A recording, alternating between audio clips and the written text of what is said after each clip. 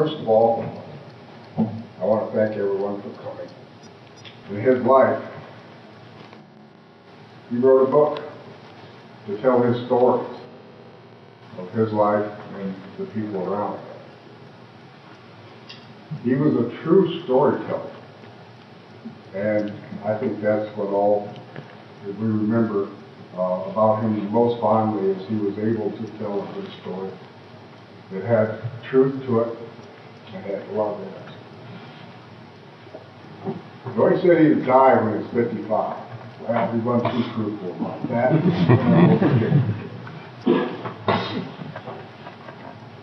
I'm going to give you some small glimpses of his life and a few stories that he's told. In his childhood, he would tell me a story about he's growing up in a one-room schoolhouse, and that he would ride a bus, 29 Chevrolet, I think, and it had a pot-belly stove in the middle of it, keep them warm at night, and it had benches on both sides that they were to sit in and enjoy the bus ride, and sometimes they got in trouble, so they would sit in the benches. They were feisty little kids, I guess. He would tell stories of he first realizing his dad was a mechanic over in Kendallville. He was walking to his dad's shop. He was fairly young and had his shoes on the wrong feet. And the young gal came and asked him where he was going and took him to his dad's mechanic shop.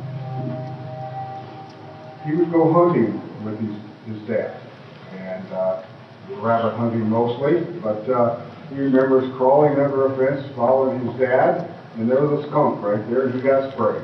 And so his dad couldn't figure out why his dad wouldn't pick him up and carry him home, and took him the next day and got him to the house and treated him very roughly and washed him down in tomato juice.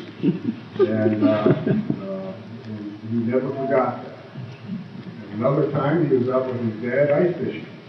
And when he was ice fishing, they got real cold, and his dad suggested he dance for getting warm.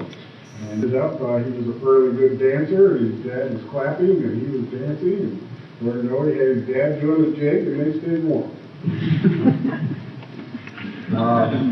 In his era, his young youth era, it was during the Depression, the early 30s. He remembers his father repairing their shoes. Sometimes for temporary repairs, we put cardboard on in the bottom of the shoes just to get them by for a little longer. Saturday nights when they got to bath, they would fill the tank in the stove with water and put wood in and heat it up for warm water, and had a wash tub, and the oldest purse got baths. And he was always glad he was going to be over. They were heated by, they had a pot-belly stove in their lower living room area, and he remembers Elijah coming in from the cold, and you're standing around the pot-belly stove with your wool coat on, pretty soon you start smelling wool. It got so hot, and a nice icy glass front to it that was kind of mesmerizing. In that era, they had a large truck garden. They had 10 acres. Fruit trees.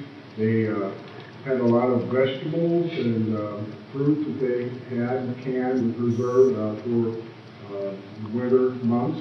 They had a cold storage area that they would put their apples and fruits and potatoes for the winter.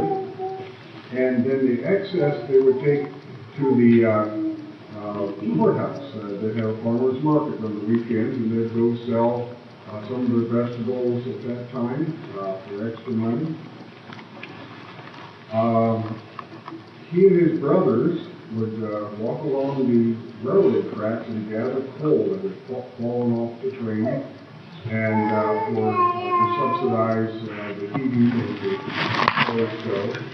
One day, they found the mail sack. And in those days, the station master at the railroad station would put a mail sack out over an arm, and the train would go by with a spring hook and grab that bag, and on they'd go without stopping to pick up the mail. Well, they found one of those bags took it back to the station master, and the first thing they knew, they had the police there wondering how they stole that mail. In his teen days, he was told early on that he was the oldest of the group, and the rest of the kids were going to follow him. And so he took that to heart, and he became the guiding post for the rest of the siblings. After school, during his young days, he was a janitor. He did janitorial work at the school here at Albany, Jefferson.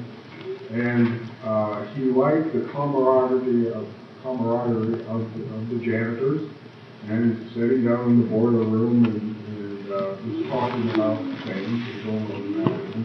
But he said he really enjoyed that life. His first automobile was very important to him. I think it was a 38 Chevrolet. He bought it wrecked. He had to do some repair work on it and put a windshield in it, necessarily some tire work. And that car became his pride and joy. He told me a story about he and another friend that raced their cars around the courthouse square at Albany backwards. And they were too afraid because at that time the constable was riding a typewriter. So, but apparently they were doing a little too much racing, and that he had lost the rod bearings out of the engine of his Chevy. And his dad made him tear that engine down and put new rod bearings in it so he was one broke. Also on his car, his friends liked his car. Kenny Weber and Blake Bushel were his friends at that point. And they wanted to use Dad's car. So they traded him he could babysit Blade's sister, Blade's sister, while they used his car. So he wondered about that, but went along with it. And he said he remembers sitting in the home of Edmund Earl Crowfoot from Kimberville, wondering what this baby sister looked like, and when he saw her at the head of his stairs, coming down the stair step. I'm sure that will look to see the other time that she was the most beautiful girl he'd ever seen. And his heart was melted like butter instantly. And his tongue was tied. Couldn't say anything. She came over and sat down beside him. And later on, he did go to the Dale Carnegie School of Speech to get rid of the stuttering problem. And I think that's where all his storytelling came from, because after it was the new stuff.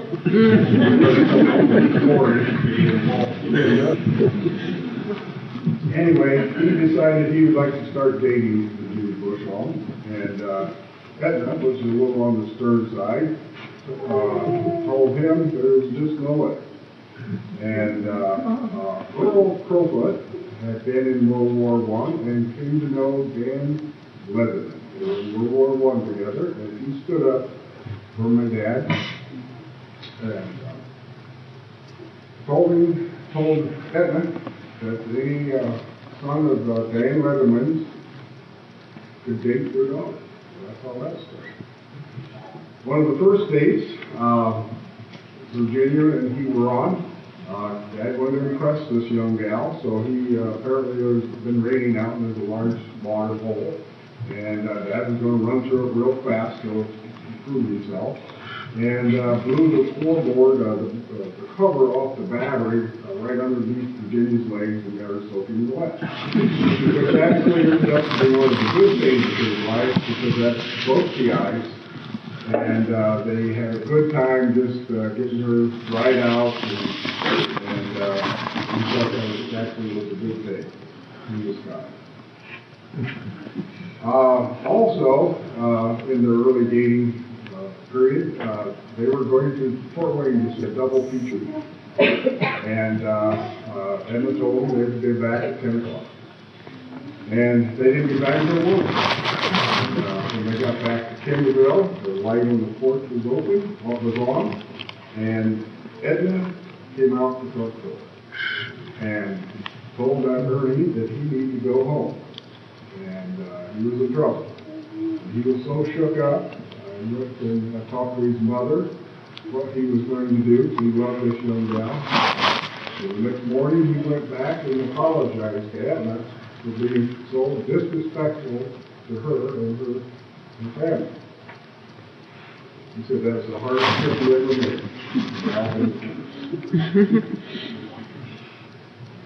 At that point, as the World War II was just starting to wind up, he was drafted, Major General. He scored as one of the higher scores in mechanics at that time. So he was promoted on to an officer's training course in Pomona, California. And at that time, Dan, his dad, Daniel, his Blanche, his mother, Don, his brother, and Virginia got in the car and drove to California. That would have to be quite a trip in those days. And at some point, Don had fallen asleep and wrecked the car, damaged the wheel and fenders and stuff. And I remember his dad saying they had to do the repairs right there on the road, but he got fixed enough to drive. So I wanted to see Dad. While he was there in California in his officer's training course, his commander got a letter from Ed. Apparently, they'd been writing back and forth, they wanted to get married. And they told his officer commander that there was no way that he wanted Ernest to be let go and come back for a wedding. And so his commander called Dad in and gave him an ultimatum. Either he kept his commission or he was left to go see Virginia. And so he resigned right there and without hesitance and got on a train and ended up in Garrett. And then he walked from Garrett to Kimberville to talk to Ed. Which, that's pretty much devotion and love there. They were married on March the 21st, 1943. Very simple wedding, gold band, gold parade. The reception was cake and wine. They were happy. Then they were off to Camp Atterbury in North Carolina. Mother was stayed off base in a small apartment, did some laundry work just to keep busy and get some extra money. They were surprised when Dad could not get off every day to come and see Virginia. They had 5 7-day tours, but he couldn't get off base, and they'd meet at the fence and say hi to each other. So that was a terrible experience. After 2 months being at that camp, and the only reason he was there 2 months was he had a friend in the officer on the deployment department that kept his deployment while they were at camp. At that point, he was called for deployment to Virginia, back home. At that point, there was Blanche and Daniel at that time. His dad sent him off the words of be a good soldier. His mother said, I will send God with you. Ernest Leatherman was a part of Company B,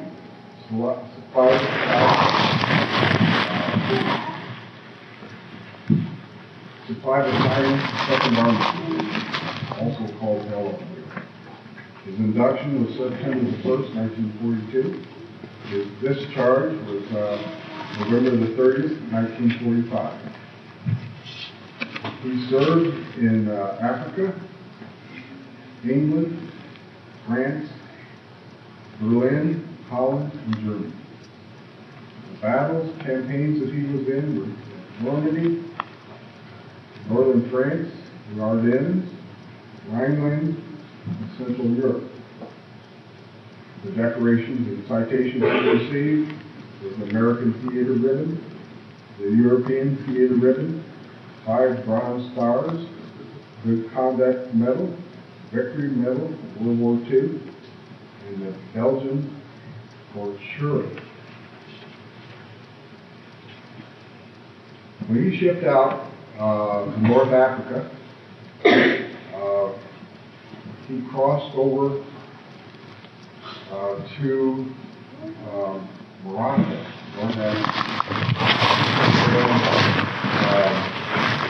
At that point, when they were about ready to come into landfall in North Africa, he was down in the hold of a ship doing what he called the horde fast. He had his socks on, his skivvies on, water in his helmet, taking a bath. And I wasn't going to tell this story, but maybe some of you haven't heard it. And he heard this tremendous explosion and echoing through the ship and rocking of the ship. They thought the ship had been hit by a torpedo. And ran up the gangplank with his skivvies on, his socks, and his life vest. And didn't get off up the stairs. So came back down, got dressed, went back up on top of deck, and here was the ship before them. It was an ammunition ship that was hit by a torpedo, all lives lost.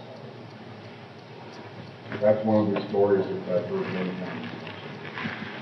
But, I liked it every time. In North Africa, he was in the support division of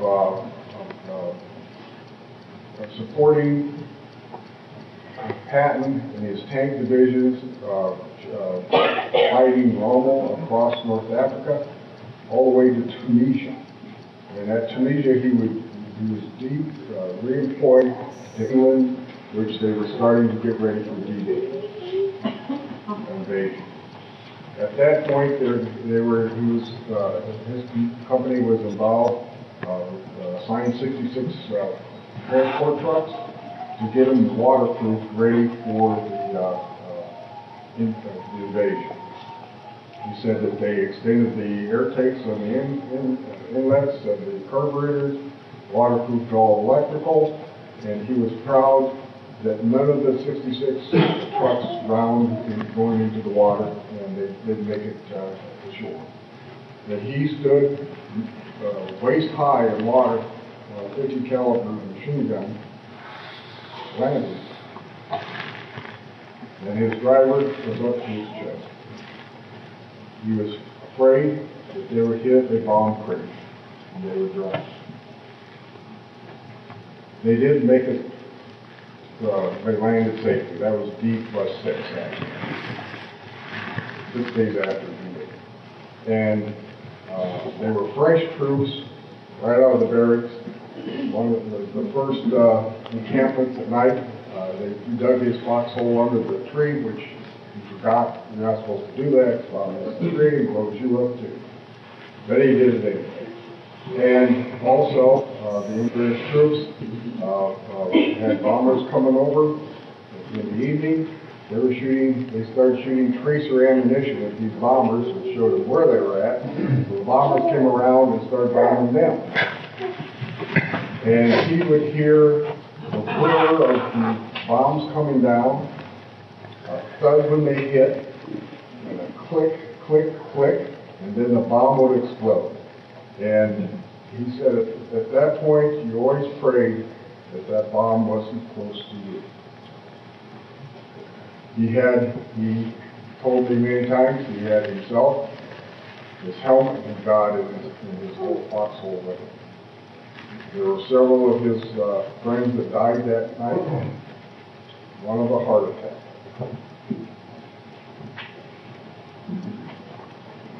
He was proud that he was able to serve his country in Emerson trucks. They did light service. One of the inventions he came up on the repair was on the half track. There was a transaxle box that had fluid in it, and they were burning out consistently, putting their trucks down for a length of time. He came up with replacing the fluids in that particular transport box to grease and it solved the problem, and that solution spread throughout the company. And also he told a story of a night push in the Ardennes, going through mountain ranges in fog, no lights on. And for $5, he laid on a hood, directing his driver by his feet which way to go.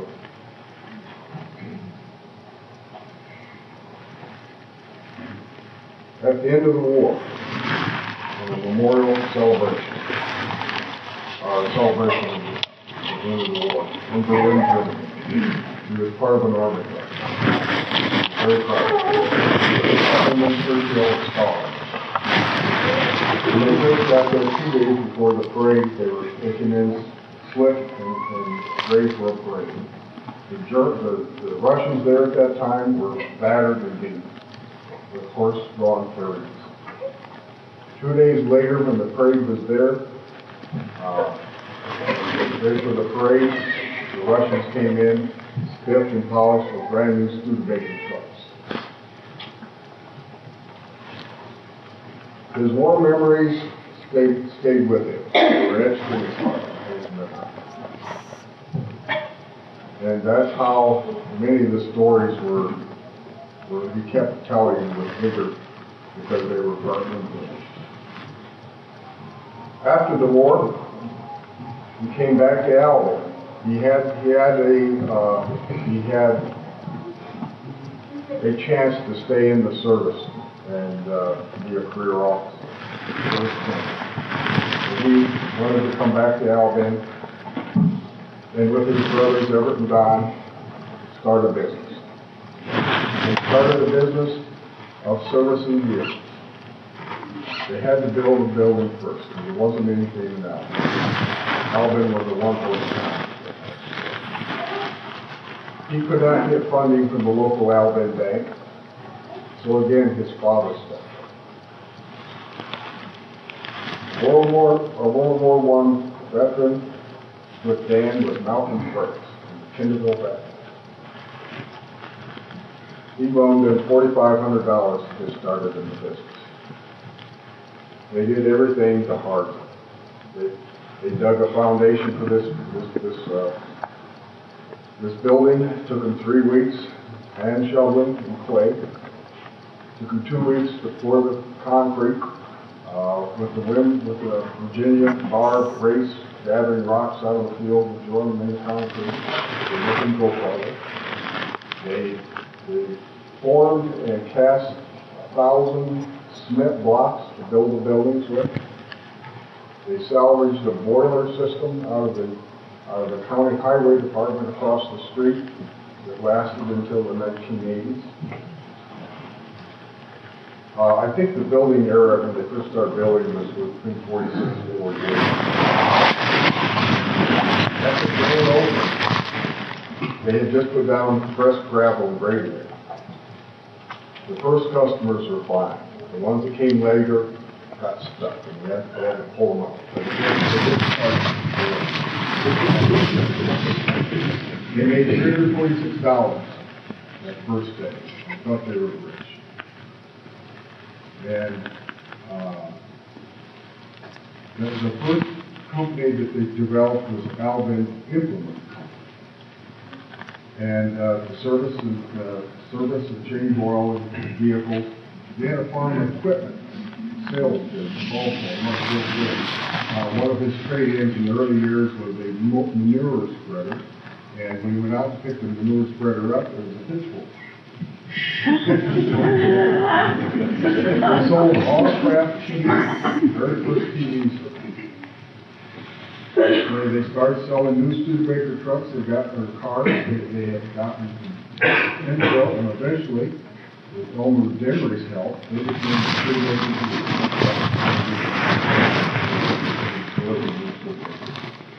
Mid-50s, they built a new showroom for these new cars.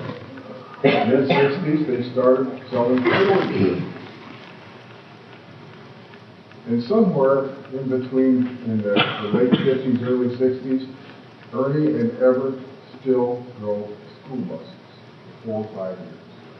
And they would take their kids at the end of the year to Turkey Run State Park. They didn't have enough stuff.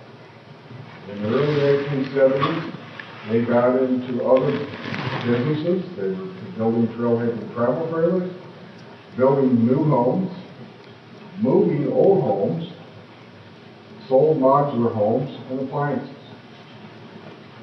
In the era that I worked there for about 10 years, there was, I count, about 40 different people from the immediate Alvin area that worked for Dad and his brothers.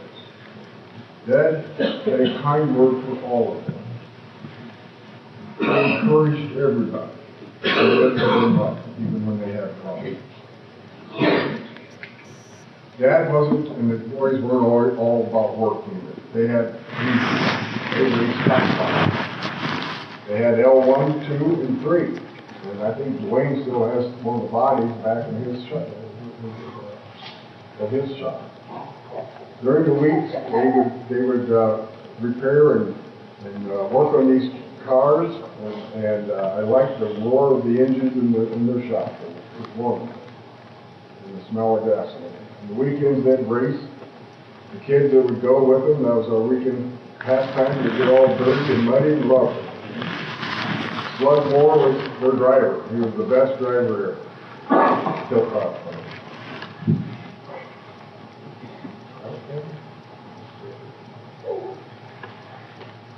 They had big Thanksgiving and Christmas dinners at the shop. They would shut down the showroom, pull the 2 cars out, tape up the windows, and put up the tables, and all the family would come in, kids playing on the floors, eating, having a good time, keeping the family close. In the fall, family reunions at the state park. Dad is also a family. Had pride in building new houses for his family. In 1947, he started his new house on Hazel Street with the help of his brothers and also the Bushon boys. It took them a while to build it as they had funds. It was a good, solid house. And in 1970, he built another one for his wife, for their later years out at Bushon Lake. They always had big gardens and canned fruit and vegetables, and I particularly remember they canned ketchup in bottles. Laying in bed at night and hearing these ketchup bottles blow up, so they can look pressure caused by that. He loved backyard get-togethers, grilling out, baking ice cream. The Bushon group, Wayne's Joanne, Vern's Joanne, which else had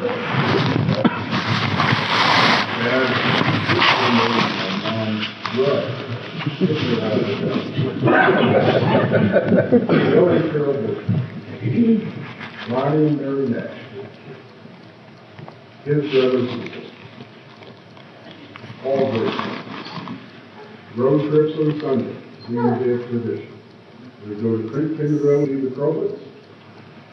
Or we go to Prairie Lake to slide down the slide there. And we go to Michigan to beaches. He was a boater. Although he didn't know how to swim because his mother was afraid of water and never taught him how to swim, he ended up buying a brand new cabin.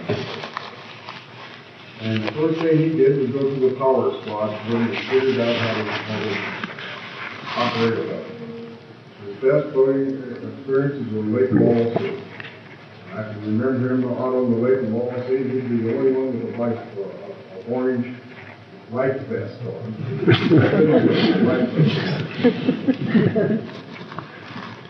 He always made sure we went on family vacation. Mostly fishing, early years up to Rice Lake, Kagamo Lake. Fishing was good. Catching fish, cleaning fish, icing fish down, beautiful rustic cabins, rowboats and cage fish.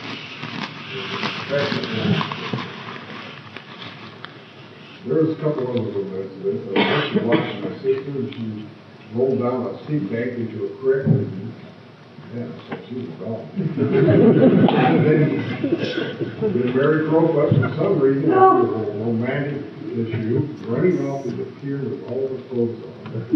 Pull out. Never did see that.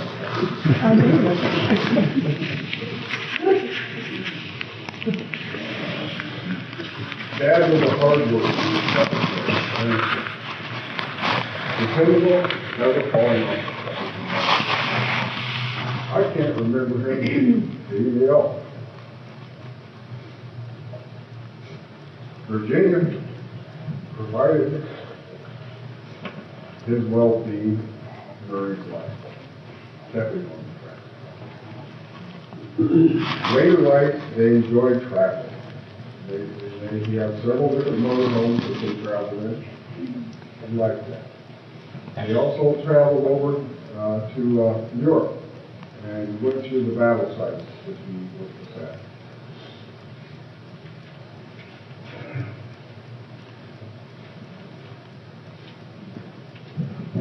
In later years, he demonstrated loving care. He took care of my mother. She was stricken with Alzheimer's. 3 years out of the nursing. For 3 years, he kept her out of the nursing home, only by determination. 7 years that she was in, they were feeding her, and making sure she was home.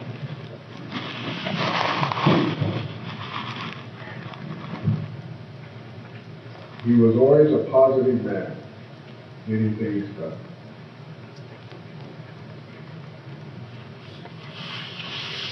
Giving his heart to everything he met. That big smile, bright eyes that lit up.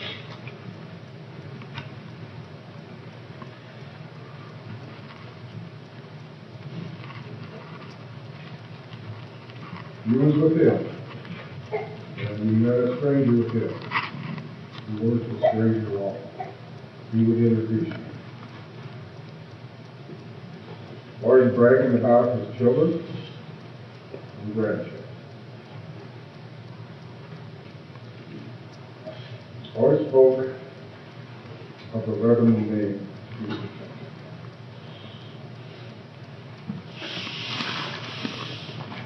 His son Dave,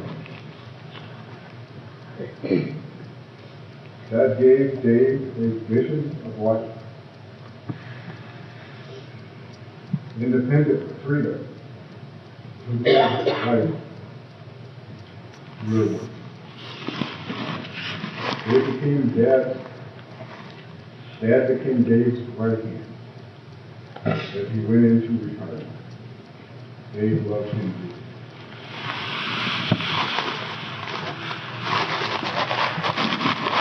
Dad was my anchor. He gave me the heart to follow his.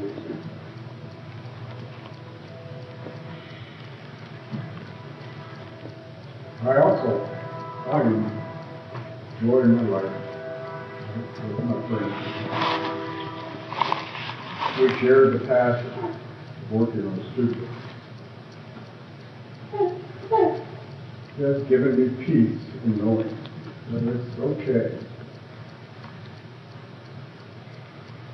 That's life.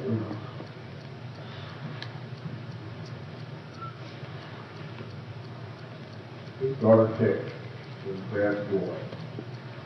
Even with pride, he was bold and called her his princess.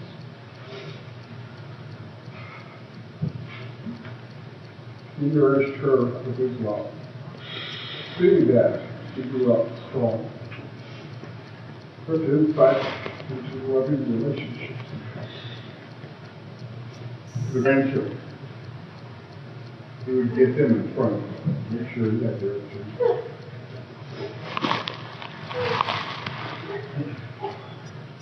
And all received the same instruction. Choose between the right way and the wrong way in life. Grandpa will be looking in on you how you're doing. God gave him the right. And he came to God's strength.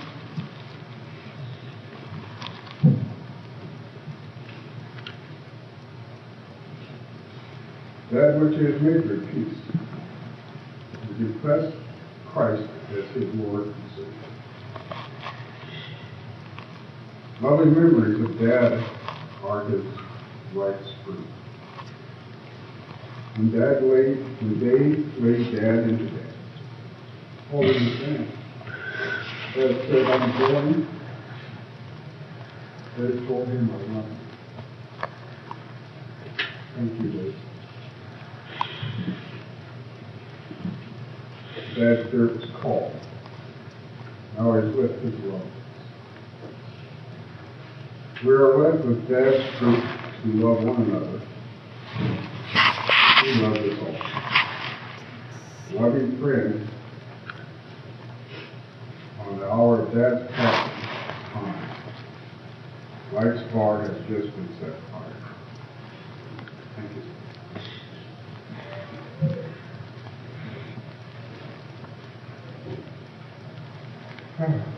He will truly be missed. And we will carry on